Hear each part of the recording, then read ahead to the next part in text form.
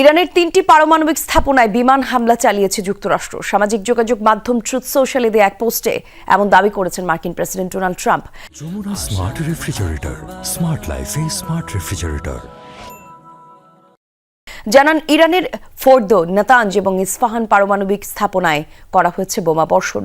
হামলায় ব্যবহৃত বিমানগুলো এখন ইরানের আকাশসীমার বাইরে রয়েছে বলেও জানিয়েছেন তিনি। অভিযান সফল হয়েছে দাবি ট্রাম্পের। শুভেচ্ছা জানান মার্কিন সেনাবাহিনীকে, বলেন শান্তির সময় এসে গেছে। পৃথক পোস্টে দাবি করেন ধ্বংস হয়ে গেছে ফোর্দো। গত সপ্তাহের শেষে হোয়াইট হাউস জানিয়েছিল ইরান ইসরায়েল সংঘাতে যুক্তরাষ্ট্র যোগ দেবে কিনা 2 সপ্তাহের মধ্যেই নেওয়া হবে সেই সিদ্ধান্ত।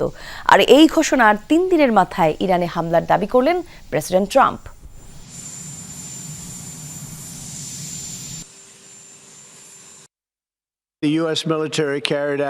মার্কিন সেনাবাহিনী ইরানের ফোর্দো, নাতাঞ্জ ও ইস্পাহানে 3টি গুরুত্বপূর্ণ পারমাণবিক স্থাপনায় নির্ভুল হামলা চালিয়েছে। আমাদের লক্ষ্য ছিল ইরানের পারমাণবিক সমৃদ্ধকরণ সক্ষমতা ধ্বংস করা। আমি বিশ্বকে জানাচ্ছি যে আমাদের হামলা পুরোপুরি সফল হয়েছে। ইরানের গুরুত্বপূর্ণ পারমাণবিক সমৃদ্ধকরণ স্থাপনাগুলো সম্পূর্ণরূপে ধ্বংস করা হয়েছে।